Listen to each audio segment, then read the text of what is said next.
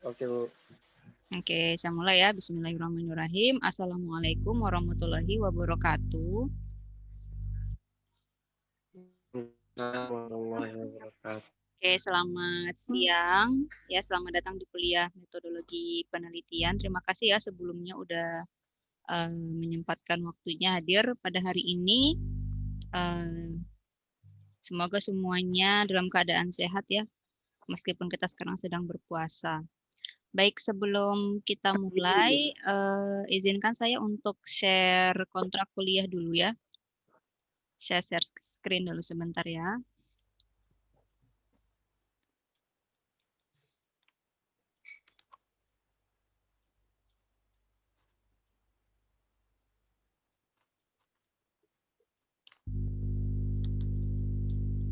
Apa sudah terlihat?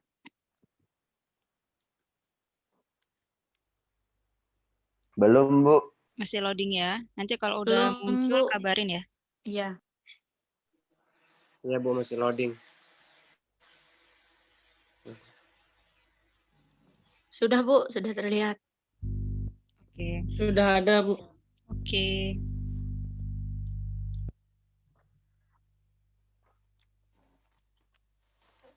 Baik, sebelum kita mulai ya, saya sampaikan dulu kontrak kuliah dan rancangan pembelajaran semester untuk metode penelitian. Nah, metode penelitian ini sebanyak 2 SKS teori ya, jadi nanti waktu yang kita tempuh sekitar 100 menit.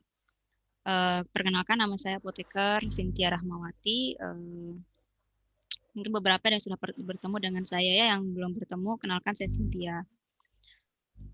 Baik, tujuan dari pembelajaran metode penelitian ini adalah setelah mempelajari mata kuliah ini, mahasiswa diharapkan dapat memahami dan menjelaskan pengertian dari penelitian, kemudian menerapkan penentuan klasifikasi penelitian berdasarkan dari metodenya, kemudian menerapkan perumusan masalah dalam penelitian, hipotesis, dan sampelnya. Kemudian menerapkan penentuan instrumen atau alat-alat penelitian, dan menetapkan penentuan dari desain penelitian.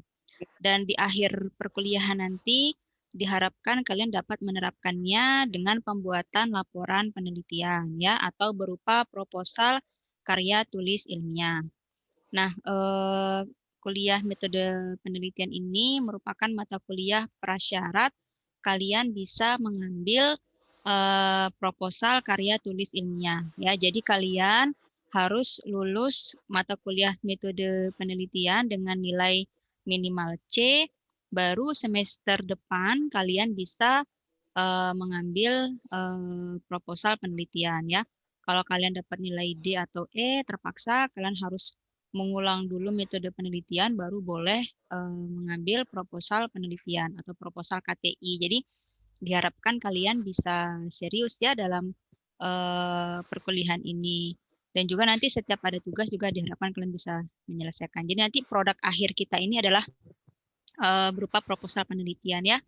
Kemudian capaian pembelajaran atau learning outcomes dan kemampuan akhir yang diharapkan itu adalah mahasiswa mampu membuat proposal karya tulis ilmiah ya, nanti dari bab 1 sampai dengan bab 3 ya. Bab 1 itu latar pendahuluan, bab 2 tinjauan pustaka, dan bab 3-nya adalah metode penelitian.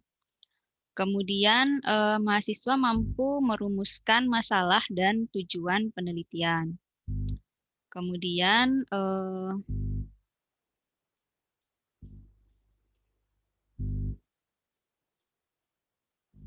oke, sebentar ya.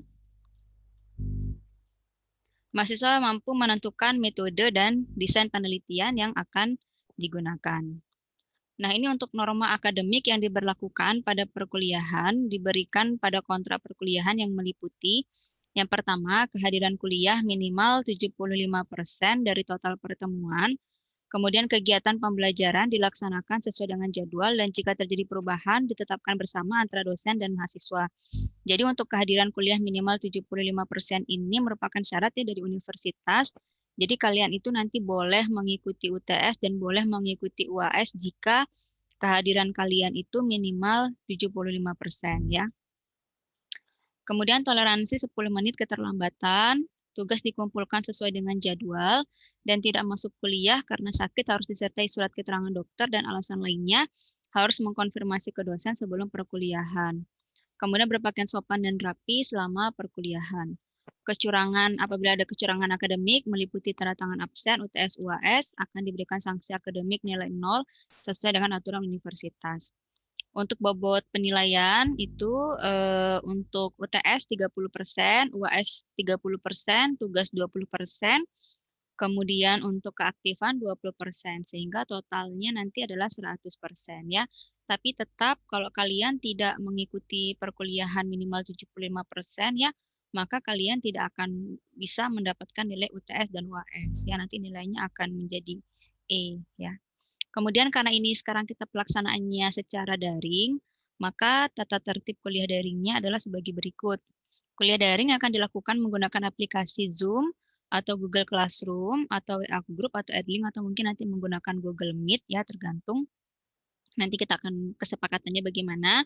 Nah, silakan kalian persiapkan platform tersebut bisa di laptop maupun di ponsel kalian ya. Kemudian link atau ID-nya akan diberikan sebelum perkuliahan dan pastikan login dengan menggunakan nama lengkap untuk memudahkan identifikasi mahasiswa. Jadi kalau misalkan sekarang ada yang namanya masih nama HP, Oppo apa atau apa itu silahkan diganti dengan nama lengkap kalian ya. Kemudian mahasiswa harus hadir atau login 10 menit sebelum jadwal dimulai atau tidak ada toleransi keterlambatan, maka pastikan sinyal internet dalam kondisi yang baik. Absensi akan dilakukan sesuai dengan jadwal. Jika mahasiswa tidak hadir saat absensi dimulai maupun tidak mengikuti perkuliahan sampai selesai, bahkan tidak memunculkan videonya ya ketika dipanggil, maka mahasiswa tersebut dianggap tidak menghadiri perkuliahan atau alfa. Nah, mahasiswa wajib standby selama perkuliahan, tidak diperkenankan meninggalkan laptop atau ponsel untuk keperluan lain, kecuali kalau mau izin silakan sampaikan mau kemana gitu ya. Kemudian kamera wajib diaktifkan dan akun Anda diatur dalam kondisi mute ya. Jadi yang belum di mute kameranya audionya silahkan di mute dulu. Untuk mencegah interupsi suara dari luar untuk daring yang via Zoom ya, termasuk juga nanti yang Google Meet. Nah, kalau kalian ingin bertanya secara langsung, maka gunakan fitur raise hand di Zoom ya. Di reaction ya, ada reaction, terus kalian bisa klik yang raise hand, yang angkat tangan di Zoom, dan tunggu arahan agar diberikan kesempatan bertanya pada sesi tanya jawab. Nah, untuk metode perkuliahan metode penelitian ini ada beberapa daftar pustaka yang bisa kalian baca ya. Ada metode penelitian praktis bidang kesehatan dari Prof. Adik Wibowo, ada metode penelitian kesehatan dari Arif Sumantri, ada metode penelitian kuantitatif, kualitatif, dan R&D secara umum dari Sugiono, ada metode penelitian kesehatan dari I. Ketus Suarjana. Jadi ada banyak buku-buku metode penelitian yang bisa kalian baca ya, termasuk juga bisa kalian baca-baca buku-buku statistik kesehatan itu juga bisa. Jadi ada juga buku tentang teknik sampling, ada buku teknik menyusun kuesioner, itu ada banyak macamnya. Jadi nanti kalian silahkan kalian baca bukunya ya untuk menambah wawasan. Apa namanya? Nggak mesti yang khusus kesehatan, bisa juga kalian baca-baca buku metode penelitian yang secara umum ya. Oke, baik, mungkin itu saja terkait dengan kontrak kuliah. Apakah ada yang mau ditanyakan terkait kontrak kuliah atau ada yang ingin disampaikan, silakan.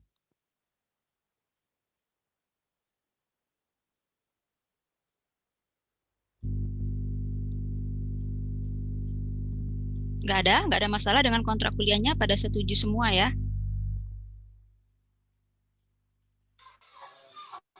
Iya, Bu. Insya Allah Bu setuju. Oke. Iya, nggak ada masalah. Oke. Nanti baik, kalau begitu saya coba perlihatkan ya rancangan pembelajaran untuk per semesternya. Nanti akan ada 2 dosen ya yang mengajar.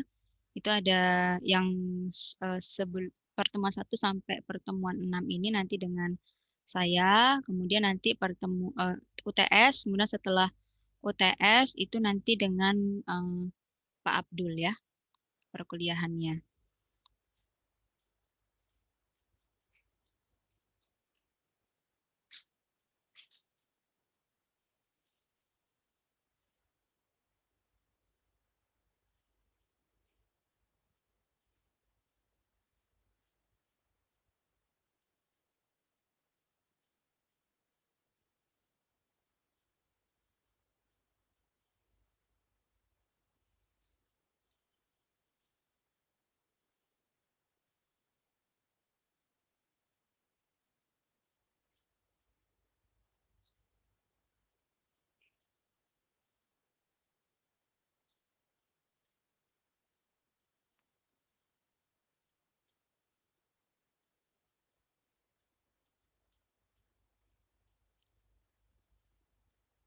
Baik, saya coba share screen ya sebentar.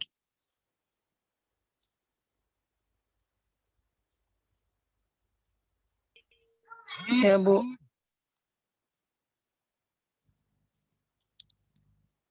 Baik, apa sudah muncul?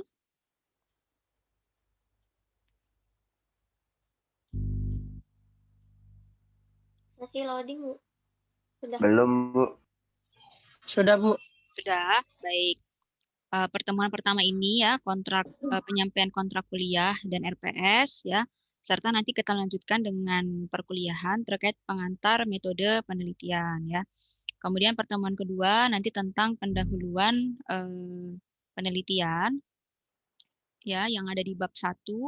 Kemudian nanti yang pertemuan ketiga itu terkait kerangka teori, kerangka konsep, hipotesis, dan variabel. Kemudian pertemuan keempat, nanti kita akan belajar tentang populasi, sampel, dan teknik sampling. Kemudian pertemuan kelima, belajar tentang klasifikasi penelitian, metode penelitian kualitatif. Kemudian yang keenam adalah metode penelitian kuantitatif. Ya, kemudian nanti kita UTS. Kemudian nanti pertemuan ke-8 ini mulai dengan Pak Abdul ya, tentang instrumen atau alat penelitian. Kemudian pertemuan ke-9 ini desain penelitian deskriptif.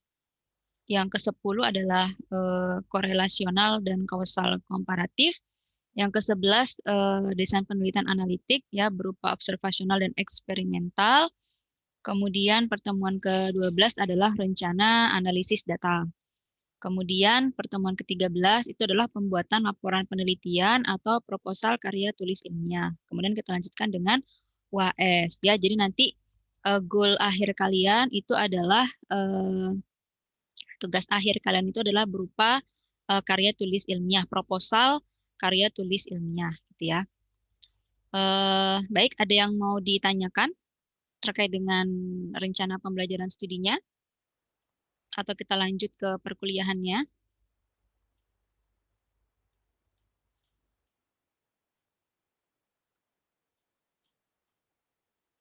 Baik, kalau tidak ada, kita lanjut ke kuliah ya.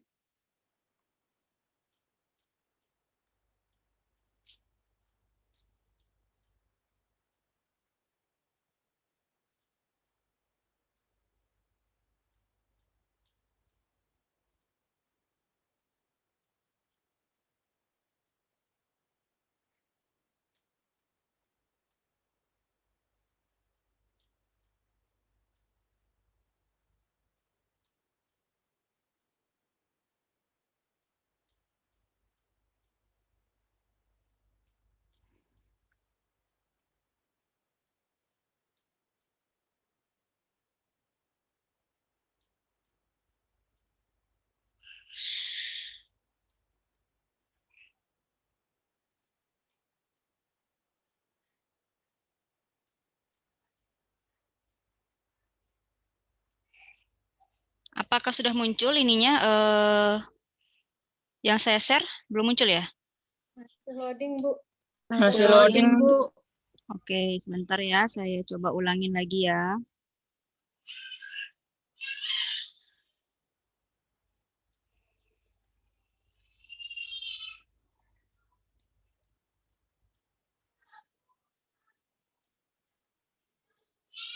Bu, saya izin ke kamar mandi sebentar ya. Ya, boleh, boleh.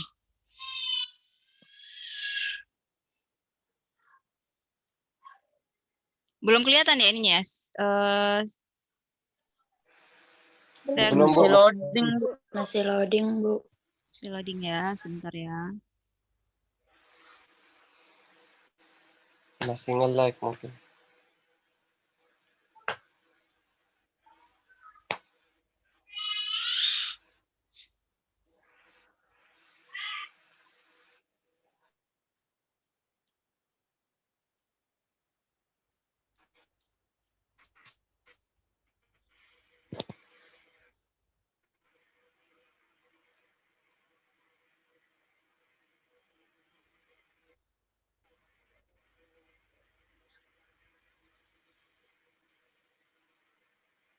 Oh iya, koneksi saya kayaknya kurang stabil ya.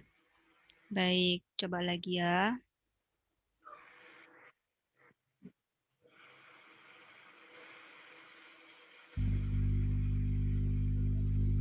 Kalau sudah muncul, kabarin ya. Udah, Bu. Sudah? Bu. Oke.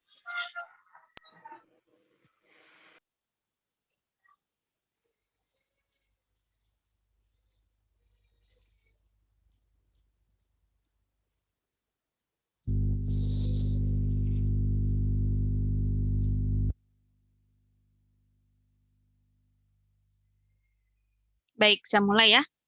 Bismillahirrahmanirrahim. Kita mulai pertemuan pertama tentang pengantar metode penelitian. Nah, ini ada beberapa buku yang bisa kalian baca ya. Metode penelitian praktis bidang kesehatan, metode penelitian kesehatan, dan metode penelitian kuantitatif, kualitatif, dan R&D secara umum. Baik. Jadi kita awali dengan pengetahuan. Pengetahuan itu timbul karena adanya sifat ingin tahu yang umum dimiliki oleh setiap orang. Kemudian pengetahuan dapat diperoleh secara ilmiah maupun secara non-ilmiah. Apa sih bedanya non-ilmiah dengan ilmiah? Nah, ini di tabel ini bisa kita lihat ya. Kalau yang non-ilmiah itu menerima informasi sesuatu peristiwa secara apa adanya tanpa berargumentasi ya. Sedangkan kalau yang ilmiah itu menggunakan kerangka pikir dan struktur yang teoritis. Maka nanti ketika kalian membuat karya tulis ilmiah, karena ilmiah ya, maka nanti kalian akan diminta untuk membuat kerangka berpikir atau kerangka teori maupun nanti kerangka konsep. Dan itu harus terstruktur secara teoritis berdasarkan dengan teori-teori yang sudah ada. Kemudian kalau yang non-ilmiah itu menguji kebenaran informasi secara selektif, terutama bila bertentangan atau belum memuaskan akal sehatnya. Sedangkan kalau yang ilmiah itu selalu menguji kebenaran informasi secara sistematis dan empiris menggunakan teori dan praduga atau hipotesis ya. Hipotesis itu praduga atau dugaan sementara atau kesimpulan sementara. Nanti itu akan kalian susun ketika kalian ingin menghubungkan suatu fenomena ya atau mencari faktor-faktor yang berhubungan atau faktor-faktor yang mempengaruhinya. Kemudian kalau yang non ilmiah itu dia menerima semua informasi yang ada. Sedangkan kalau yang ilmiah, karena tadi secara sistematis akan memilih informasi yang ingin didapatkan dan menyingkirkan informasi yang dapat mengganggu informasi utama. Jadi bisa dideteksi ketika ada confounding factor atau faktor-faktor perancu, maka itu dihindari dulu gitu atau dihilangkan terlebih dahulu. Kemudian non-ilmiah itu tidak selalu berupaya mencari hubungan antara peristiwa yang diamati dengan peristiwa yang terjadi di sekitar. Sedangkan kalau yang ilmiah selalu secara sadar dan sistematis mencari hubungan-hubungan tersebut ya. Misalkan nih penelitiannya ya, kalian lihat di sekitar gitu ya, ketika ada kejadian anemia misalkan pada ibu hamil gitu ya. Kemudian nanti akan diberikan tablet FE misalkan ya. Nanti judulnya misalkan hubungan pemberian tablet FE pada kejadian anemia pada ibu hamil misalkan seperti itu bisa ya. Kemudian yang non ilmiah itu memberikan atau membagi semua informasi yang diperolehnya tanpa melakukan seleksi. Jadi diterima aja semua informasi itu gitu ya. Mau benar, mau salah, diterima semua. Nah, kalau yang ilmiah itu dia selalu menghindari peristiwa. Tunggu. Kalau yang ilmiah, dia itu selalu menghindari peristiwa yang tidak atau belum dapat diuji, ya, baik itu secara empiris. Sebentar ya.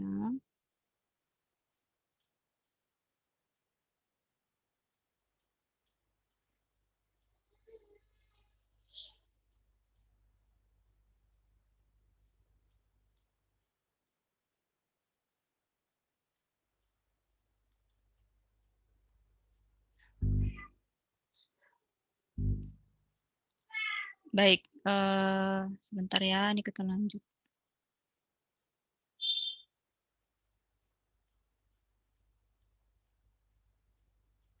Oke.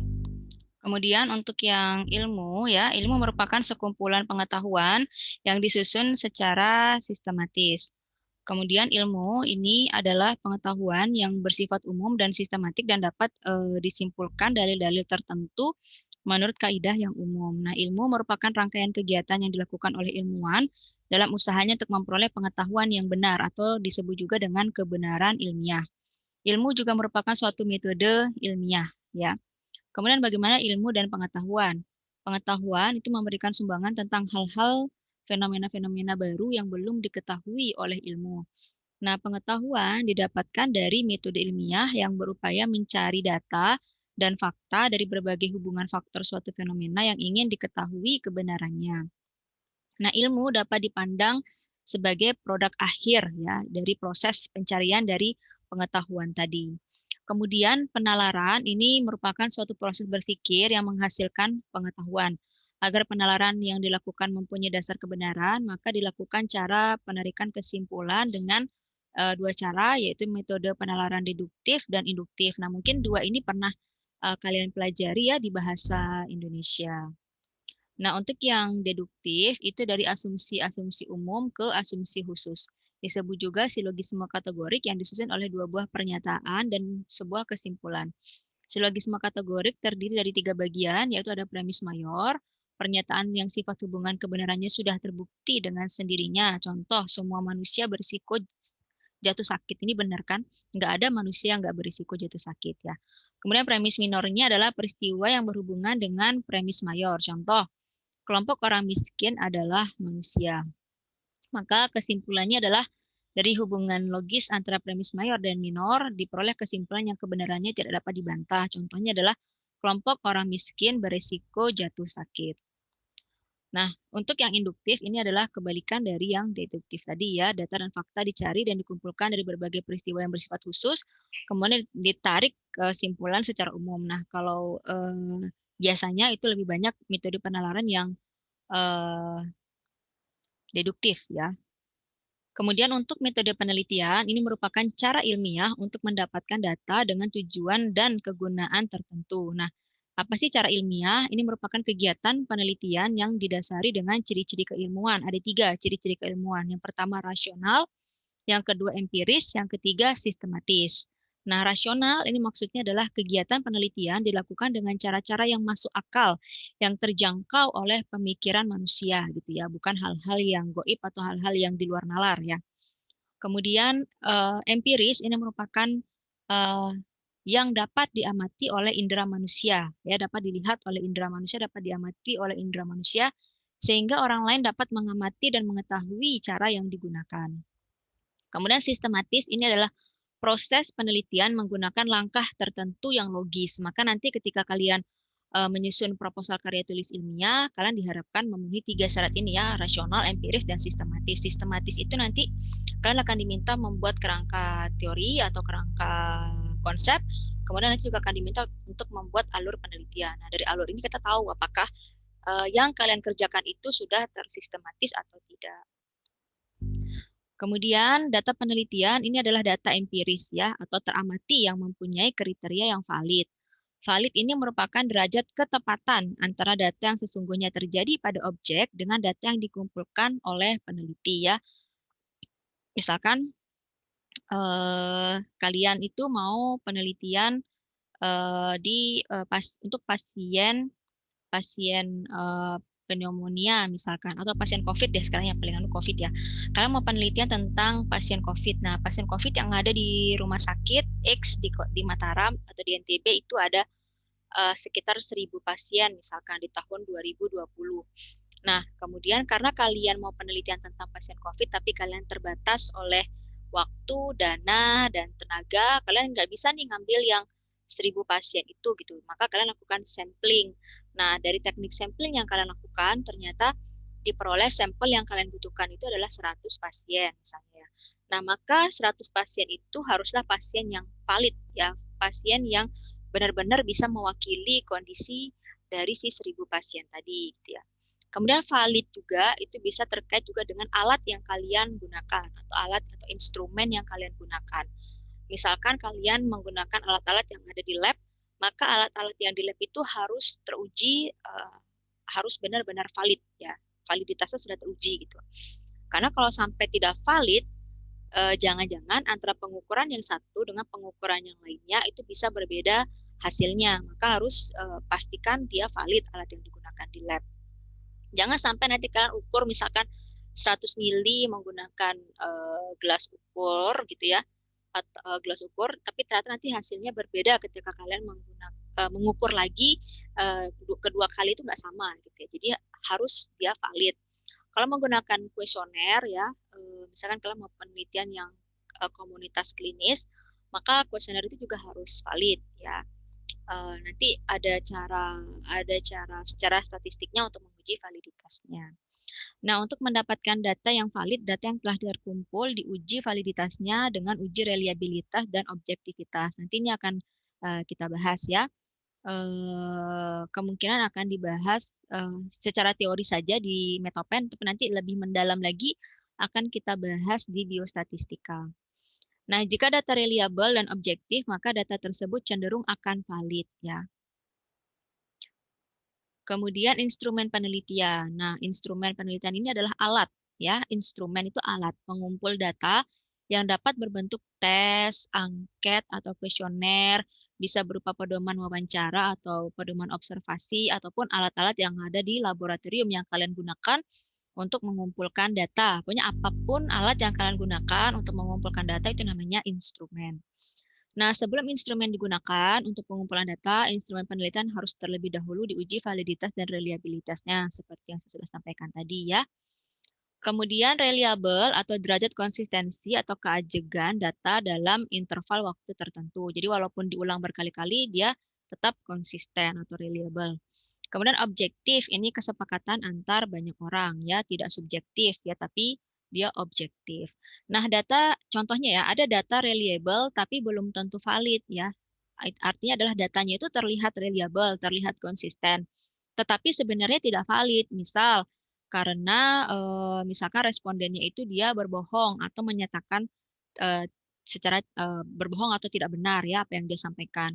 Terutama pada penelitian-penelitian yang komunitas ya. Misalkan ditanya apa namanya? Apakah Anda minum tabletnya? Misalkan mau lihat ya tingkat kepatuhan minum obat misalkan. Nah, bisa saja pasien itu berbohong ya bahwa dia bilang saya sudah minum obatnya padahal dia belum minum obatnya. Misalkan saya rutin minum obatnya padahal dia tidak rutin minum obatnya. Jadi itu ya data reliable tapi belum tentu valid. Data objektif belum tentu data objektor ya, dia mau masuk. Data objektif belum tentu valid. Nah, jika data terlihat objektif tetapi tidak valid karena misal kenyataannya itu tidak benar atau tidak sesuai dengan kenyataannya.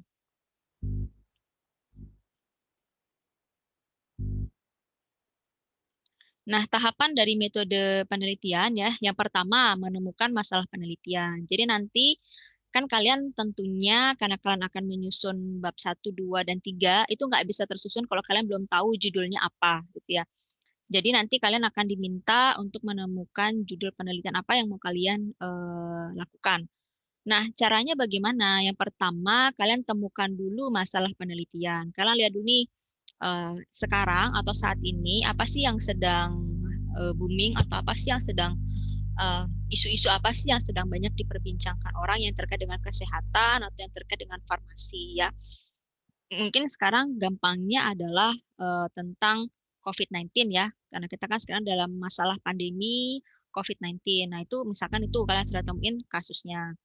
Nah, adanya masalah yang dirasakan, kemudian berpikir secara mendalam, masalah disusun secara rasional. Atau nih contoh lainnya nih, rumah sakit di Mataram mengalami penurunan kualitas pelayanan sejak berlakunya JKN, ini RSX gitu ya. Nah, jadi ceritanya nih ini yang dirasakan oleh pasien gitu ya. Pasien itu atau mungkin kalian menemukan nih ada masalah nih, kok kayaknya kualitas pelayanannya menurun ya sejak berlakunya JKN. JKN itu Jaminan Kesehatan Nasional ya yang diselenggarakan oleh BPJS Kesehatan. Kemudian ada timbul pertanyaan, mengapa kualitas pelayanan di rumah sakit mengalami penurunan sejak JKN berlaku? Apa ya penyebabnya? Bagaimana ya cara mengatasinya? Nah, ini kalian sudah mulai menemukan masalah penelitian ya. Kemudian mungkin contoh yang hit sekarang COVID-19 gitu ya. Masalah kita sekarang adalah COVID-19. Kemudian kita karena sekarang kondisinya new normal ya, kehidupan normal baru gitu ya, di mana kita harus menerapkan 5M. Tapi kok protokol kesehatan ya, tapi kok banyak ya orang yang tidak mematuhi protokol kesehatan ya. Kalau misalkan saya ngabuburit keluar, misalkan mau beli es kelapa muda gitu ya, masih banyak tuh orang yang nggak pakai masker misalkan ya. Kemudian yang ngantri di es kelapa muda itu bergerombol, berkerumun, tidak menjaga jarak gitu. Bahkan yang menjual es kelapa muda pun tidak menggunakan masker misalkan. Kemudian orang-orang tetap berkumpul dan sebagainya misalkan gitu ya. Bahkan ketika masuk ke area tertentu tidak membiasakan untuk mencuci tangan misalkan.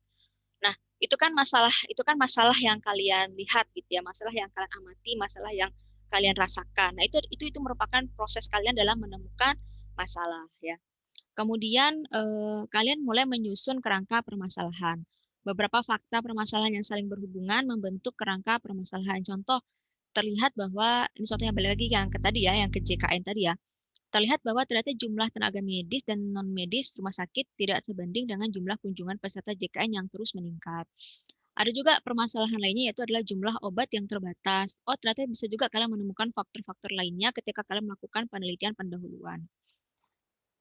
Kemudian untuk yang misalkan yang kasus COVID tadi ya, oh ternyata pas saya tanya misalkan Pak kenapa kok nggak pakai masker gitu ya?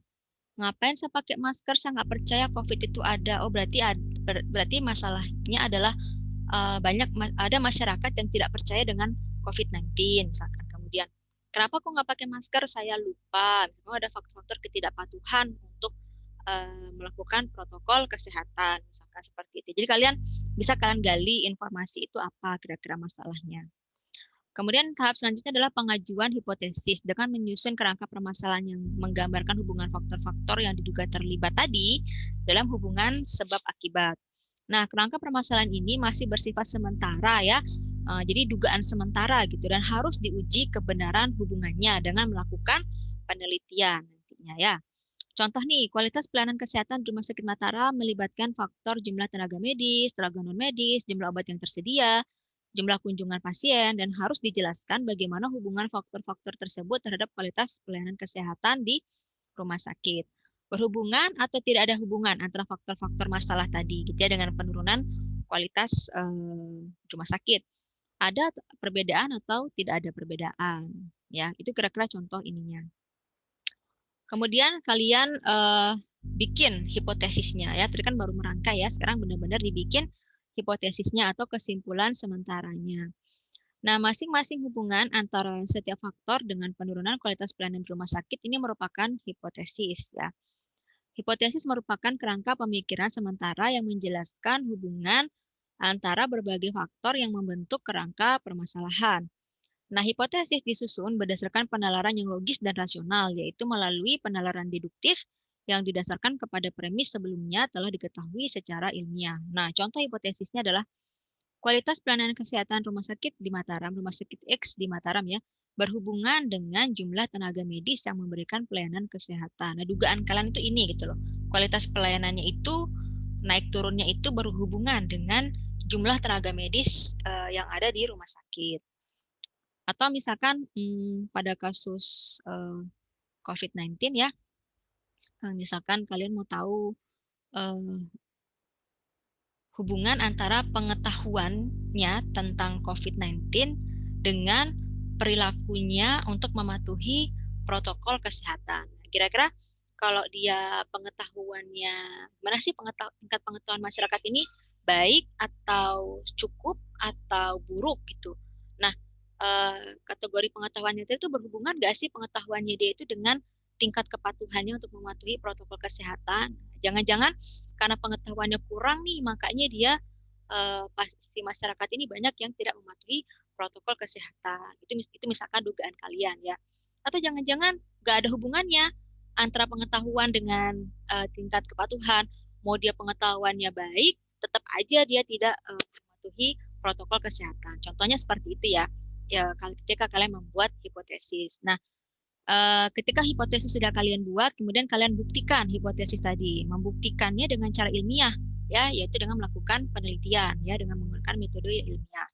Nah, mengumpulkan fakta pembuktian hipotesis tadi ya, dengan melakukan penelitian, yaitu mengumpulkan fakta-fakta dan data yang relevan dengan hipotesis yang sudah ditegakkan. Nah, dilakukan pengujian secara statistik ya, jika didapatkan hasil terdapat hubungan, maka hipotesisnya itu sudah benar ya, artinya hipotesis gagal ditolak atau hipotesisnya diterima ya. Nah, jika hasil statistiknya nanti didapatkan tidak berhubungan, maka hipotesisnya ditolak seperti itu ya. Jadi nanti pembuktian hipotesis itu bisa dilakukan dengan secara statistik ya. Nah, tapi tidak semua penelitian itu menggunakan hipotesis ya. Hanya penelitian yang analitik saja nanti yang menggunakan hipotesis. Kalau penelitian kalian itu sifatnya univariat, deskriptif ya, hanya satu faktor saja atau hanya satu variabel saja. Misalkan kalian hanya melihat gambaran, deskripsi, tingkat pengetahuan, tingkat kepatuhan misalnya ya, itu kalian tidak memerlukan hipotesis ya. Yang memerlukan hipotesis itu biasanya yang penelitian-penelitian yang ingin menghubungkan, melihat pengaruh, melihat perbedaan seperti itu ya. Untuk sekelas kalian yang D3 farmasi, kalian penelitian kalian yang univariat atau hanya satu variabel saja ya, hanya deskripsi saja, itu boleh banget ya. Nggak mesti kalian itu bivariat ya, cukup yang satu variat saja itu boleh banget ya. Hanya deskripsi, hanya gambaran itu boleh banget ya. Kemudian tempat dan waktu penelitian. Nah, peneliti harus mempertimbangkan dengan baik di mana penelitian akan dilaksanakan ya, di mana nih lokasinya. Kenapa kok pilih tempat itu? Nah, kapan sebaiknya penelitian mulai dilakukan dan berapa lama kira-kira penelitian akan dilakukan? Ini penting ya untuk kalian tahu. Maksudnya ketika penelitian dilaksanakan atau data dikumpulkan, maka masalah penelitian tersebut memang masih terjadi atau masih ada di tempat di mana penelitian dilaksanakan, serta akan memperjelas konsep generalisasi penelitian. Jadi, misalkan nih, saya mau penelitian tentang tentang balut luka, penggunaan balut luka gitu ya, penggunaan balut luka untuk pasien-pasien ulkus kaki diabetik gitu ya. Kalian mau ngelihat penggunaan balut luka modern gitu ya, ulkus kaki diabetik di puskesmas. Kalian udah ke puskesmas nih, oh ternyata di puskesmas itu tidak menggunakan balut luka modern. Dia menggunakan balut luka yang konvensional, hanya menggunakan KASA dan NaCl. Maka nggak bisa kalian jadikan puskesmas sebagai lokasi penelitian kalian gitu ya. Jadi kalian carilah lokasi penelitian yang di mana dia menggunakan balut luka modern untuk pasien ulkus kaki diabetik, misalkan di klinik rawat luka kah atau di rumah sakit kah, seperti itu ya. Jadi jangan sampai kalian tuh udah bikin ternyata kasusnya nggak ada gitu, maksudnya seperti itu ya. Atau ternyata kasusnya itu jarang, misalkan kalian mau di rumah sakit gitu ya, ternyata kasusnya itu dalam 1 tahun itu hanya 50 kasus 1 tahun nih. Itu apakah kalian mau penelitian selama 1 tahun untuk mendapatkan data tersebut gitu ya? Atau kalian rubah metodenya, kalian rubah desainnya, kalian nggak prospektif atau nggak cross seksional tapi retrospektif misalkan, itu bisa seperti itu. Jadi nanti kalian sesuaikan ya. Nah, dalam penelitian itu ada namanya etika, ya, etika dalam penelitian atau ethical principle atau ethical clearance atau kode etik penelitian ya. Nah, kode etik penelitian kedokteran atau Nuremberg Code ya pada awalnya dibentuk akibat adanya percobaan yang tidak berperi kemanusiaan oleh ilmuwan Nazi terhadap para tahanan Perang Dunia Kedua, Nazi. Ini Jerman ya, zamannya Hitler. Nah, salah satu yang penting dari kode ini adalah keharusan adanya persetujuan, yaitu informed consent, dari orang sebagai subjek penelitian. Ya. Nah, untuk di Indonesia, semua penelitian yang menyangkut manusia itu harus didasari oleh moral dan etika Pancasila, mengikuti peraturan pemerintah tentang penelitian dan pengembangan kesehatan, serta pedoman etik penelitian yang disetujui secara internasional. Nah, jadi intinya ketika kalian nanti melakukan penelitian, ketika penelitian itu kalian penelitiannya ke manusia, ya secara langsung ke manusia nih. Misal kalian penelitiannya itu memberikan intervensi atau perlakuan ke manusia, misalkan memberikan obat atau memberikan placebo atau menyuntikkan obat. Nah, itu si pasiennya tadi harus dimintai persetujuannya atau informed consent-nya ya. Demikian juga misalkan Bu, saya nggak nyuntik pasien, saya nggak kasih minum obat pasien, tapi saya hanya mewawancari pasien atau memberikan pertanyaan kepada pasien. Nah, itu kan kalian berinteraksi langsung ya dengan pasien. Ketika kalian berinteraksi langsung dengan pasien dengan meminta jawabannya ya, memberikan pertanyaan dan meminta jawabannya, maka tetap kalian harus lulus ethical clearance atau tetap si pasiennya itu dimintakan informed consent-nya atau persetujuannya untuk menjamin bahwa yang kalian lakukan itu memenuhi kode etiknya, gitu ya. Bu, bagaimana kalau misalkan penelitian saya itu penelitian retrospektif? Nanti akan kita jelaskan ya. Retrospektif itu misalkan saya mengambil data 1 tahun yang ke belakang, Ibu, dengan menggunakan medical record. Jadi saya nggak berhubungan dengan pasiennya secara langsung, tapi saya hanya melihat catatan pengobatannya di medical record-nya misalkan, atau dari resepnya. Saya nggak berhubungan langsung dengan pasien. Maka kalau halnya seperti itu, karena kalian tidak berinteraksi langsung dengan manusia atau tidak berinteraksi langsung dengan pasien, maka biasanya tidak perlu dimintakan informed consent-nya, ya. Jadi hanya yang berhubungan langsung dengan manusia saja yang dimintakan informed consent-nya. Nah, kemudian ethical clearance ini biasanya akan dites gitu. Jadi proposal kalian itu akan diuji ya, akan diuji kelayakannya, akan diuji etikanya, apakah melanggar etika atau tidak gitu ya. Misalkan kalian mau ke penelitian ke rumah sakit ya, intervensi ke pasien yang ada di rumah sakit atau memberikan perlakuan, entah wawancara maupun memberikan obat misalkan, maka kalian nanti akan harus lulus etik di rumah sakit ya, akan diuji oleh komite etik yang ada di rumah sakit, biasa terdiri dari dokter, apoteker, perawat atau orang-orang yang berhubungan dengan penelitian yang mirip yang berhubungan dengan penelitian kalian gitu ya. Jadi intinya jangan sampai kalian itu nanti melanggar kode etik.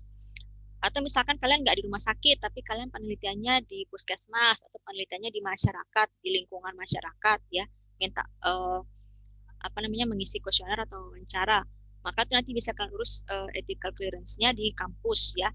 Kalau sekarang itu kampus yang menyediakan ethical clearance itu adalah di UNRAM ya, Universitas Mataram di Fakultas Kedokterannya. Jadi ingat ya, kalau kalian nanti penelitiannya berhubungan dengan manusia, entah itu wawancara maupun memberikan perlakuan, harus lulus kode etik ya. Nah, kenapa sih etika penelitian ini penting ya? Prinsip utamanya ya, yang pertama adalah menghormati harkat dan martabat manusia, respect for human dignity. Subjek itu bebas dari paksaan untuk berpartisipasi dalam penelitian ya. Jadi dia nggak boleh, si subjek itu nggak boleh kalian paksa. Kalau Bapak Ibu ini harus ikut penelitian saya, nggak boleh, itu nggak boleh ya. Jadi dia bebas dari paksaan. Peneliti mempersiapkan informed consent yang terdiri dari penjelasan manfaat penelitian, penjelasan kemungkinan risiko dan ketidaknyamanan, penjelasan manfaat penelitian, persetujuan peneliti dapat menjawab setiap pertanyaan yang diajukan subjek terkait prosedur penelitian, persetujuan subjek dapat mengundurkan diri kapan saja ya, dan jaminan anonimitas dan kerahasiaan. Nah, jadi nanti kalian ketika kalian berhubungan dengan manusia, silahkan kalian siapkan informed consent. Ada banyak sekali contoh informed consent ya, jadi nanti tinggal kalian ikuti saja ya. Nah, ini poin-poin yang ada di informed consent-nya ya, yang terkait dengan menghormati harkat dan martabat manusia ya. Jangan sampai nanti kalau memang ada menimbulkan risiko atau ketidaknyamanan, misalkan ketika disuntik nanti akan merasakan nyeri, itu harus disampaikan ya. Kemudian apa sih manfaat yang akan didapat gitu ya. Kemudian kalian juga nanti harus bisa menjawab setiap pertanyaan dari subjek penelitian terkait dengan prosedur penelitiannya. Makanya biasanya sebelum ada informed consent itu ada namanya PSP, penjelasan sebelum persetujuan. Dia kan jelasin dulu nih bagaimana apa tujuannya, manfaatnya, bagaimana prosedurnya, apakah ada ketidaknyamanan atau resiko. Kemudian setelah jelas, oh ya waktu juga yang dibutuhkan untuk penelitian ini gitu ya. Kalau misalkan ada reward atau penghargaan dari kalian bentuknya apa. Nah, baru kalau dia sudah paham dan dia setuju, baru dia tanda tangan di informed consent-nya ya. Misalkan penelitian kalian ini penelitian yang prospektif atau ke depan ya, penelitian yang akan pasien itu akan kalian ikuti sampai dengan jangka waktu tertentu ya. Maka ketika pasiennya ingin mengundurkan diri, itu dia berhak untuk mengundurkan diri ya, nggak boleh kalian larang-larang. Kemudian jaminan anonimitas dan kerahasiaan itu maksudnya kalian itu harus menjamin bahwa si pasiennya ini jangan sampai kalian tampilkan namanya gitu. Jadi pasien atas nama jadi dari hasil penelitian saya, misalkan kita kalian paparan hasil penelitiannya, dari hasil penelitian saya pasien yang bernama Cynthia Rahmawati itu nggak boleh ya.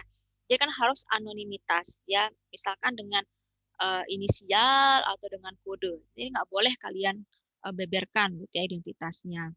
Karena ini nanti terkait dengan prinsip yang kedua, yaitu menghormati privasi dan kerahasiaan subjek penelitian atau respect for privacy and confidentiality.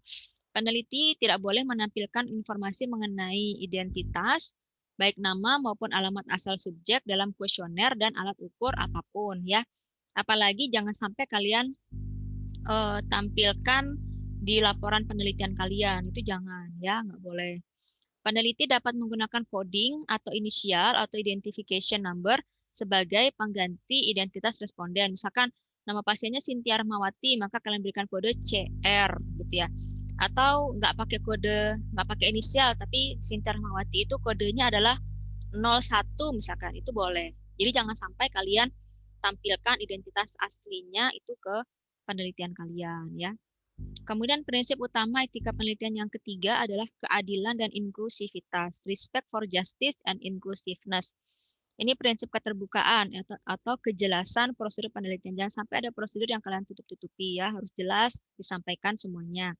Kemudian prosedur keadilan, contoh peneliti mempertimbangkan aspek keadilan gender dan hak subjek untuk mendapatkan perlakuan yang sama, baik sebelum, selama, maupun sesudah penelitian. Kemudian yang keempat adalah memperhitungkan manfaat dan kerugian yang ditimbulkan, balancing harms and benefits. Peneliti meminimalisir dampak merugikan bagi pasien ya, dan subjek itu dapat dikeluarkan dari penelitian bila berpotensi mengalami cedera, stres, kesakitan, bahkan sampai dengan kematian. Jangan sampai ya. Maka semua penelitian yang menggunakan manusia sebagai subjek penelitian harus mendapatkan ethical clearance. Contoh pada penelitian biomedik yang mencakup farmasetik, alkes, radiasi, dan pemotretan, prosedur bedah, rekam medis, sampel biologik, epidemiologi, sosial, dan psikososial. Ya, termasuk tadi ketika kalian penelitiannya itu mau langsung ke masyarakat, yaitu wajib mendapatkan ethical clearance. Ya. Ini contoh ethical clearance, ini saya lihat cari di Google ya, ketemu di Google nih. Tapi saya tutupi ya identitasnya ya. Jadi Komisi Etik Penelitian Kesehatan ya yang mengeluarkan ini adalah Fakultas Kedokteran UMS ya. Nah, Komisi Etiknya telah menelaah rancangan penelitian yang diusulkan dan menyatakan bahwa penelitian dengan judul ini oleh peneliti dengan nama ini, alamatnya di sini, fakultasnya ini telah memenuhi deklarasi Helsinki 1975 dan Pedoman Nasional Etik Penelitian Kesehatan dan dinyatakan lolos etik. Nah, ketika kalian mendapatkan ini ya, ethical clearance letter yang menyatakan dia lolos etik, barulah kalian boleh mulai penelitian kalian ke pasien atau ke masyarakat ya. Kalau belum mendapatkan ethical clearance letter ini, kalian belum boleh melanjutkan penelitian kalian. Jadi jangan sampai nanti ini nggak penting nih, merasa tidak penting gitu ya, kalian langsung ke pasien, nggak usah ini. Nanti kalian bisa dituntut ya, karena dia sudah ada sudah ada peraturan pemerintahnya. Jadi harus hati-hati ya. Usahakan ini harus sudah penelitian yang kalian lakukan itu harus lulus ethical clearance. Bahkan walaupun penelitian kalian dengan hewan uji pun itu biasanya akan diminta untuk ethical clearance-nya ya, nggak cuma ke manusia. Baik, pertemuan pertama sudah dapat tugas ya. Jadi tugas individu ini ya, yang pertama tentukan judul penelitian yang akan diajukan sebagai judul KTI kalian nantinya ya. Sertakan dengan 3 artikel penelitian dari orang lain yang serupa dengan judul penelitian yang akan kalian ajukan. Nah, kumpulkan by system sesuai dengan jadwal nanti di Google Classroom ya. Jadi maksudnya adalah misalkan nih, Bu, saya mau penelitian tentang mau penelitian tentang COVID-19, Bu. Saya mau tahu tingkat pengetahuan masyarakat tentang COVID-19 di lingkungan kampus misalkan ya. Maka nanti silahkan kalian cari judul yang mirip dengan judul kalian. Kalau kalian misalkan, Bu, saya mau tahu gambaran pengetahuan sivitas akademik di Universitas Muhammadiyah Mataram, pengetahuannya tentang COVID-19 misalkan ya. Maka silakan cari artikel yang mirip dengan judul KTI kalian. Kata kuncinya adalah pengetahuan COVID-19 gitu ya. Kalian cari dah artikel-artikel yang berkaitan dengan pengetahuan COVID-19. 3 artikel ya. Silakan kalian cari di Google Scholar, itu bisa banget di Google Scholar. Kemudian kalian download, kemudian nanti PDF-nya kalian bisa upload di Google Classroom beserta dengan judul yang akan kalian inginkan. Nah, jangan sampai judulnya itu sama persis dengan judul lain. Jadi kalau misalkan sama persis itu nggak boleh ya, harus berbeda ya, nggak boleh sama. Oke, maksudnya gini, misalkan, Bu, saya mau penelitian tentang uji kualitatif hidroquinon pada krim pemutih wajah yang beredar di pasaran. Misal nih, mau penelitian tentang itu gitu ya. Maka kalian harus pastikan bahwa penelitian itu belum pernah dilakukan sebelumnya oleh peneliti lain.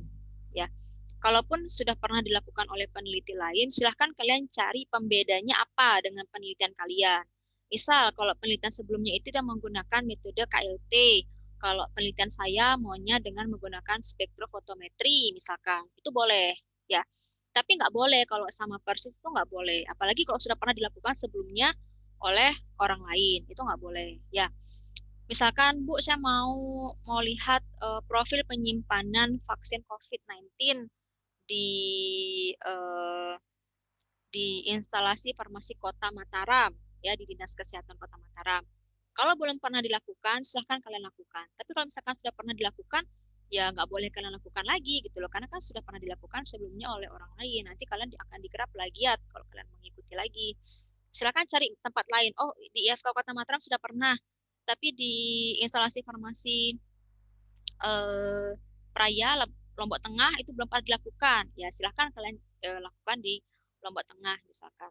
Atau misalkan kalian mau penelitian tentang bahan alam, ya, bahan alam. Kemudian untuk efektivitasnya atau aktivitasnya, silahkan, asalkan kalian harus ada pembedanya, entah pembedanya di metodenya, di ujinya, atau di bagian tumbuhannya, misalkan yang sanam pakai daun, kalian pakai batang misalkan, atau kalian bedakan kalau dia tadi untuk antiinflamasi, kalau saya tujuannya untuk anti nyeri misalkan, itu silahkan kalian bedakan. Jadi nggak boleh sama persis gitu ya. Oke, mungkin biar lebih jelasnya kita ketanya jawab aja langsung ya. Mungkin kalian punya kalian punya pertanyaan atau kalian punya unek-unek atau terlintas di pikiran kalian pengen apa, coba silahkan disampaikan. Halo Bu, izin Ya. Bu. Ya, Mutamu. Misalkan kalau kita ingin melakukan penelitian mengenai kepuasan mahasiswa mengenai pelayanan akademik di Fakultas Ilmu Kesehatan, bisa Bu? Bisa sih. Cuman Ya, Bu. gini deh. Em, Heeh. ngaruh ke farmasinya apa? Oh, harus ada berkaitannya, Bu ya? Apa ya? Pencirinya tuh jadi kurang kalau kayak gitu. Misalkan kamu pengennya tuh kepuasan ya. Misalkan Ya, Bu. kepuasan pasien terhadap pelayanan kefarmasian di apotek mana, itu masih mending, masih ada hubungannya gitu Oh, dengan farmasi gitu. Kalau sekedar kayak gitu, nggak bukan anak farmasi pun bisa ngerjain gitu. oh, siap, Bu, siap. Kurang menarik kalau untuk apa ya? Bukan kurang menarik, kurang khusus gitu kalau untuk farmasi. Tapi misalkan kamu mau tingkat kepuasan pasien di pelayanan Harus khusus, kefarmasian di instalasi farmasi kota, mungkin masih mending ya, atau di apotek mana, atau di puskesmas, atau di rumah sakit, atau di ini nih yang jarang nih, misalkan tingkat kepuasan apotek terhadap pelayanan PBF misalkan, kan itu jarang ya, atau bahkan saya belum pernah dengar tuh misalkan kayak Ah, ya, gitu. Bu. Yang Ya, Bu. penting kamu ada dapat kuesionernya, itu bisa banget untuk dikerjakan.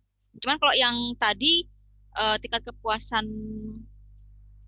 mahasiswa ya tadi ya, terhadap pelayanan di fakultas, itu pun anak manajemen pun bisa ngerjain gitu, nggak mesti anak farmasi. Mungkin itu Ya, sih siap, yang Bu. utama. Ya, ada yang lain? Sedikit bertanya, Bu. Ya, silakan duluan. Siapa? Siapa yang duluan nih? Angkat tangan aja biar gampang saya ngelihatnya. Raise hand. Siapa duluan? Siapa tadi? Zahwa. Saya mau bertanya, Bu. Raise hand ya biar saya tahu siapa yang nanya. Tahu nggak Aldi sih? Azhari, Bu. Tunggu. Saya utamakan yang raise hand ya. Zahwa. Oke, Zahwa, silakan Zahwa. Raise hand tuh di reaction, kemudian kalian klik yang angkat tangan raise hand itu loh. Oke, silakan Zahwa. Kan di beberapa artikel itu saya pernah lihat, Bu, ada di sana dicantumkan itu keterbatasan penelitian. Nah, Ya. tapi tidak semua artikel itu ada keterbatasan penelitiannya. Nah, itu apa substansi yang boleh tidak ada dalam suatu karya tulis, atau memang tergantung dengan apa namanya, penelitian yang dilakukan, jenis penelitiannya. Itu Oke. aja, Bu. Terima kasih. Makasih Zahwa. Jadi keterbatasan penelitian ya, yang namanya penelitian itu kan nggak ada penelitian yang sempurna, ya kan? Pasti ada aja kekurangannya, ada aja keterbatasannya, entah keterbatasan di waktu, entah keterbatasan di dana, entah karena terlalu banyak variabel, jadi tidak bisa semua variabel itu dikerjakan. Kemudian mungkin karena kasusnya menarik, tapi jumlahnya sedikit, jumlah sampelnya kecil, sehingga untuk dianalisis, untuk diambil kesimpulan itu menjadi kurang general, kurang objektif gitu misalkan ya. Jadi keterbatasan penelitian itu selalu ada karena yang namanya penelitian itu tidak ada penelitian yang sempurna. Nah, hanya saja kok ada Bu artikel yang tidak mencantumkan keterbatasan penelitian, ada juga artikel yang tidak mencantumkan. Nah, itu biasanya tergantung pada jurnalnya ya. Misal jurnal itu kan tempat menampung artikel ya. Jurnal itu tempat menampung artikel. Misalkan antara jurnal yang satu dengan jurnal yang lainnya itu biasanya beda-beda apa namanya? beda-beda beda-beda template-nya, beda-beda apa ya namanya template ya. Beda-beda ketentuan penulisannya. Jadi ada jurnal yang mewajibkan mencantumkan limitation of research-nya atau keterbatasan penelitiannya. Ada juga jurnal yang nggak apa-apa kalau nggak mencantumkan keterbatasan penelitian. Tapi menurut saya tidak ada penelitian yang sempurna ya. Pasti ada kekurangannya. Bahkan hasil penelitian kalian pun ya, misalkan kalian uji secara statistik, itu tidak ada yang 100% tingkat kepercayaannya. Pasti ada tingkat kesalahannya, entah itu 1%, entah itu 5%, ya. Jadi tingkat kepercayaannya itu ada yang 90%, ada yang 95%, ada yang 99%, kayak gitu. Itu ya Zahwa. Apakah sudah jelas Zahwa? Ya, sama-sama. Oke, silakan Aldi.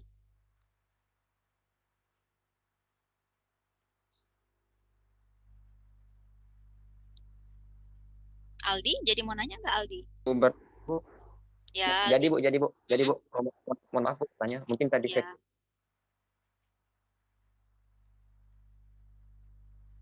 Aldi suaranya nggak jelas ya. Oh. Aldi putus-putus. Oh, mohon maaf, Bu. Untuk pengajuan judul KTI di tugas Ya. pertama kan tadi kita... Mm-mm. Oh, putus. Mohon maaf, Bu, untuk pengajuan judul KTI, tadi kan kita punya tugas pertemuan pertama, itu berapa judul kita diwajibkan dan satu judul itu berapa jurnal yang kita kumpulkan untuk satu judul. Terima kasih, Bu. Oke. Berapa ya? Satu aja deh, nggak apa-apa. Satu Iya Bu, judul. satu aja udah Bu. Satu judul, Satu dah dulu. tapi dengan 3 artikel pendukung ya. Satu judul dengan 3 artikel pendukung. Tapi itu tadi ya, usahakan judul yang kalian. Jadi ini memang untuk menemukan judul itu bukan sesuatu yang mudah ya. Bahkan saya sendiri pun juga merasakan ya bahwa menemukan judul itu tidak mudah. Cuman dari pengalaman saya ya, ketika saya menemukan judul penelitian itu biasanya ketika saya melihat fenomena yang terjadi sekarang ini gitu ya, atau dari saya membaca jurnal-jurnal ya, misalkan ketika saya membuka-buka jurnal gitu ya, atau membuka-buka judul penelitian orang lain gitu ya, biasanya di situ tuh timbul ilham gitu ya, ini ilham kemana nih, datanglah ilham gitu ya. Itu biasanya itu muncul si ilham ketika kita banyak membaca judul penelitian orang lain ya. Atau yang paling gampang itu adalah kalian tuh sukanya apa? Kalian tuh sukanya tuh mata kuliah apa? Kalian tuh sukanya temanya itu apa? Misalkan saya tuh sukanya itu kuliah bahan alam. Ya, berarti kalian silahkan fokus searching judul yang bahan alam. Misalkan bahan alam apa yang kalian tertarik nih, atau apa yang lagi booming, misalkan daun kelor yang lagi booming. Cari nih apa ya terkait daun kelor yang bisa saya observe, yang bisa saya kembangkan lagi, yang bisa saya teliti lagi gitu. Atau saya tuh tertariknya dengan teknologi Bu, saya tuh seneng tuh ngeracik-ngeracik, bikin krim, bikin bikin produk Bu, saya tuh seneng Bu bikin produk. Ya udah kalian fokus ke situ, fokus ke penelitian tentang produk, misalkan krim. Maunya produk apa nih? Produk uji produknya kah? Atau membuat produk kah? Atau membuat produk krim dengan formulasi yang terbaik? Atau bagaimana? Silahkan. Ya, misalkan saya tuh maunya komunitas, Bu. Saya tuh senang ke masyarakat. Saya mau yang gampang, yang ke masyarakat. Tinggal kasih kuesioner, tanya jawab, selesai. Karena kan komunitas paling gampang ya, paling cepat. Bukan gampang sih, paling cepat prosesnya gitu ya, nggak paling sebulan 2 bulan penelitian sudah selesai gitu. Nah, silakan kamu cari di masyarakat ini kira-kira apa ya judul yang menarik. Kalau sekarang kan pasti COVID ya, atau mungkin kalian punya yang lain, misalkan, saya sukanya manajemen Bu, saya maunya tentang penyimpanan vaksin COVID, itu bisa banget, kita kan masih jarang dilakukan tentang itu misalkan. Jadi kalian tahu dulu nih, kalian tuh maunya apa, tertariknya apa, terus mulailah kalian baca-baca judul penelitian orang lain ya. Misalkan, ini saya mau penelitian yang kayak gini nih, yang kayak si A nih. Tapi nanti saya ganti metodenya, saya ganti ujinya, saya ganti obatnya, saya ganti penyakitnya tuh bisa. Misalkan gini, gambaran efektivitas penggunaan levofloxacin pada pasien pneumonia di rumah sakit Kota Mataram misalkan ya. Kalau penelitian sebelumnya itu dia di rumah sakit yang ada di Jawa Bu, yang saya ini yang maunya yang di Kota Mataram, boleh misalkan, asalkan yang di Kota Mataram tadi belum pernah dilakukan yang tentang levofloxacin pneumonia gitu, itu nggak masalah, bisa banget ya.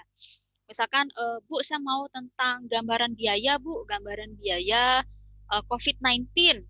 COVID-19-nya kan besar Bu, menghabiskan anggaran negara. Saya pengen tahu Bu, gambaran biayanya berapa sih, itu boleh. Misalkan saya mau lihat gambaran biaya di rumah sakit Kota Mataram Bu, misalkan, itu bisa. Atau di rumah sakit provinsi, itu bisa. Ya, jadi silakan kalian temukan nih apa nih permasalahannya. Jadi cukuplah satu aja lah dulu, karena satu itu juga belum tentu benar nanti kalian bikinnya. Ya. Oke, ada lagi Aldi? Bu. Oke, Zul, silakan Zul. Ya Bu, izin bertanya sedikit. Maaf Bu ya. Ya. Assalamualaikum warahmatullahi wabarakatuh. Waalaikumsalam. Izin bertanya Bu, bisa nggak di penelitian kita itu yang nggak booming sekarang, tapi yang ada di sekitar masyarakat gitu, tapi belum diketahui apa manfaatnya gitu. Contoh apa? Bisa nggak sekiranya kayak gitu? Kayak rumput asparagus untuk penyakit apa gitu kan? Biasanya banyak tuh rumput asparagus itu di tepi-tepi jalan gitu, Bu. Bisa nggak kita pakai itu, Bu? Bisa saja, asalkan langsung saya jawab ya. Bisa saja asalkan itu belum pernah dilakukan sebelumnya. Ya, misalkan rumput asparagus itu sudah pernah dilakukan penelitiannya, tapi dia tentang penyakit apa, terus kamu maunya penyakit apa, itu boleh. Misalkan sama Bu, sama-sama rumput asparagus, sama-sama penyakitnya, cuman beda metodenya. Dia menggunakan metode apa, saya menggunakan metode apa, itu boleh. Boleh. Jadi gini, Berarti nanti harus ada yang beda. Hmm? Berarti harus ada yang beda dengan jurnal yang kita cari. Wajib, karena Oh, siap. kalau sama persis nanti kamu plagiat jatuhnya, nggak boleh. Ya ditarik nanti gelar AMD FAMmu kalau sama persis ya, nggak jadi AMD FAM nanti. Oke, Siap. mungkin sebenarnya nanti akan saya jelaskan lebih jauh di pertemuan berikutnya ya tentang bagaimana memilih judul, tapi nggak apa-apa saya clearkan sekarang aja ya. Jadi intinya tuh jangan sampai penelitian yang kalian ajukan itu sama persis dengan penelitian yang sudah ada ya. Namanya keaslian penelitian ya. Jadi boleh nih Bu, saya mengacu dari penelitiannya si A, itu boleh, tapi jangan sampai kamu sama persis dengan penelitiannya si A gitu. Jadi silakan cari pembedamu apa dengan dia gitu ya. Beda lokasi boleh gitu ya. Bahkan ada istilahnya juga payung penelitian. Nih saya paling senang nih payung penelitian nih. Jadi payung penelitian itu kalian itu dengan judul yang sama gitu ya, tapi beda variabel. Ya, misal nih kakak tingkatmu dulu ya. Jadi dia tentang pneumonia ya, obat pneumonia ya. Ada 4 orang, ada 4 mahasiswa nih. Ya, mahasiswa yang pertama itu gambaran efektivitas ceftriaxone pada pasien pneumonia di Rumah Sakit Provinsi NTB. Yang kedua, gambaran masih sama efektivitas, tapi yang tadi ceftriaxone, yang ini levofloxacin pada pasien pneumonia di RSUD Provinsi NTB. Mahasiswa yang ketiga, gambaran biaya ceftriaxone pada pasien pneumonia. Yang keempat, gambaran biaya levofloxacin pada pasien pneumonia di Rumah Sakit Provinsi NTB. Jadi mereka ini empatnya ini namanya payungan. Jadi mereka tuh bisa kerja bareng gitu. Tapi dia mirip, tapi dia beda variabelnya ya. Jadi intinya nanti si yang mahasiswa yang penelitian tentang ceftriaxone ya, dia akan mencari sampel yang sama. Bedanya, sampelnya sama nih, sama-sama pneumonia, sama-sama menggunakan ceftriaxone. Bedanya yang satu ngitung biayanya, yang satu ngukur efektivitasnya. Yang duanya lagi sama-sama levofloxacin, sama-sama pneumonia, sama-sama di RSUD Provinsi NTB. Cuman bedanya satu efektivitasnya, yang satu biayanya. Itu bisa banget gitu ya.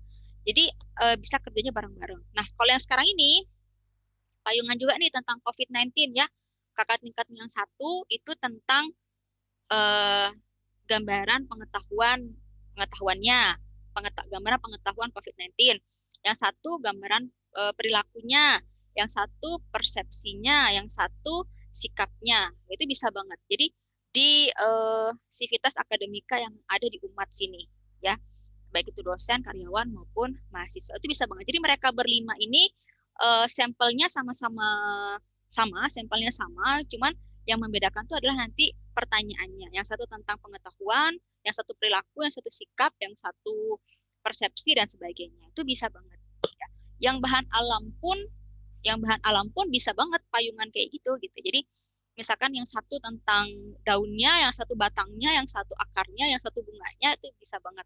Tapi sama-sama tanamannya, sama-sama efektivitas antiinflamasi misalkan ya. Tapi yang satu daunnya, yang satu batangnya, yang satu akarnya, yang satu bunganya, itu bisa banget. Itu bahkan lebih menarik gitu ya. Karena nanti akan menjadi satu penelitian yang besar. Kayak dulu waktu saya skripsi juga seperti itu ya. saya dulu tentang rosella, bunga rosella ya, bunga liar sebenarnya itu ya. Jadi saya berempat dulu. Jadi saya bikin lozenges ya, tablet hisap rosella. Nah, yang membedakan dari keempat kami adalah pengikatnya. Misalkan saya pakai pengikat gelatin, teman saya pakai yang 3 lagi pakai pengikat yang lainnya. Tapi sama-sama tablet hisap rosella. Jadi ketika kami bekerja tuh ya kerjanya bareng, bikin ekstrak rosellanya bareng, kemudian bikin nyetak tabletnya bareng. Yang membedakan tuh adalah formulasinya. Nah, intinya gitu. Yang beda itu adalah formulasinya dari kami berempat. Jadi nggak apa-apa seperti itu. Jadi enaknya payungan itu bisa saling ingetin gitu sama temennya. Kayak gitu. Ada lagi? Atau mungkin yang sedang mengajukan PKM mungkin ada yang mau ditanyakan.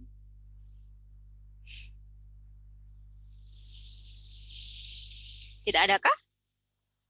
Paling gampang itu cari di Google Scholar ya. Paling gampang cari di Google Scholar atau Google Cendekia lah bahasa Indonesianya. Baik, ada yang mau ditanyakan terkait tugas atau terkait judul? Ingat ya, kalian harus sering-sering membaca ya.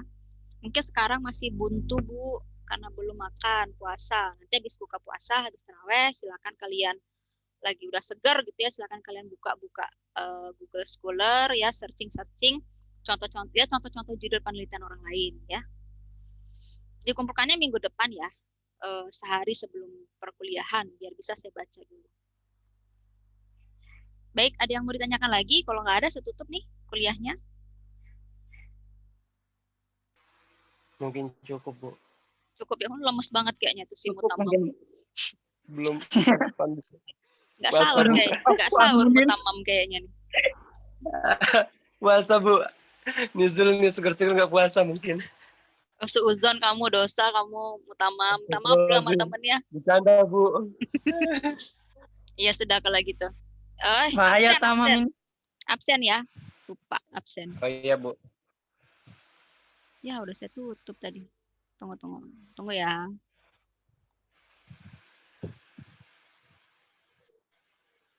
Berarti ini ketambahan Aldi doang ya yang kakak tingkat ya. Oh kemarin tuh sudah dikirimin ya absensi sama Mustika ya.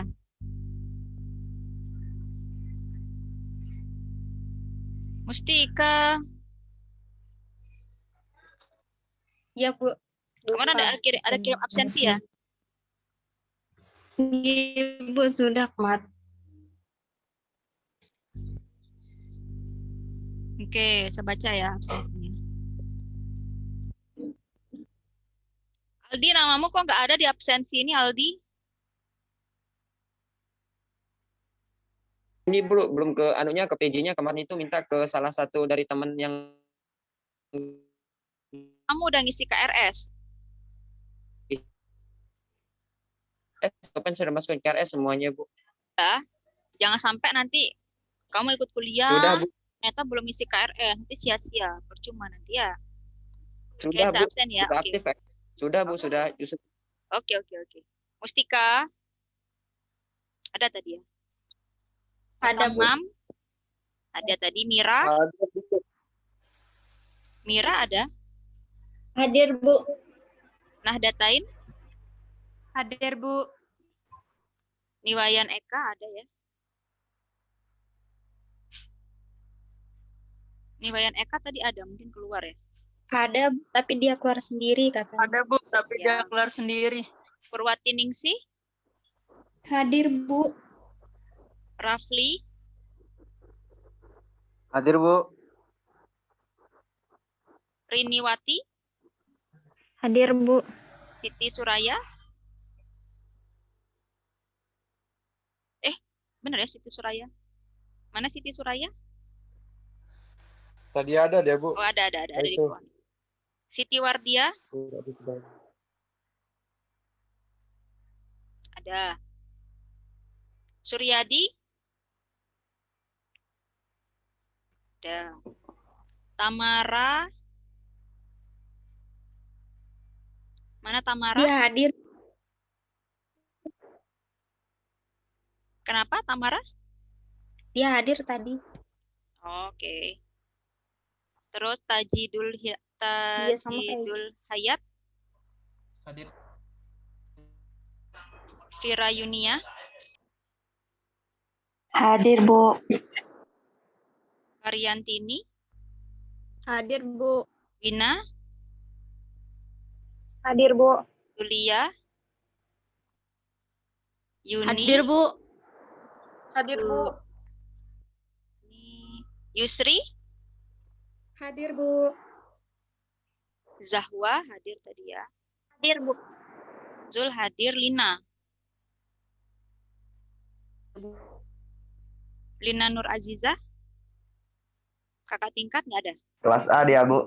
Kalau nggak salah kelas A Lina Nur Aziza itu, Bu. Masuk kelas A dia, Bu. Oke, kemarin dia nggak ada juga ya di situ. Oke. Oke, masuk semua ya berarti, kecuali tadi si Aldi belum masuk absensinya di sini ya. Oke, nanti ini akan saya ini akan saya share di YouTube ya. Jadi nanti misalkan kalian mau mendengarkan lagi, nanti silahkan kalian buka di YouTube-nya kelas Cynthia ya.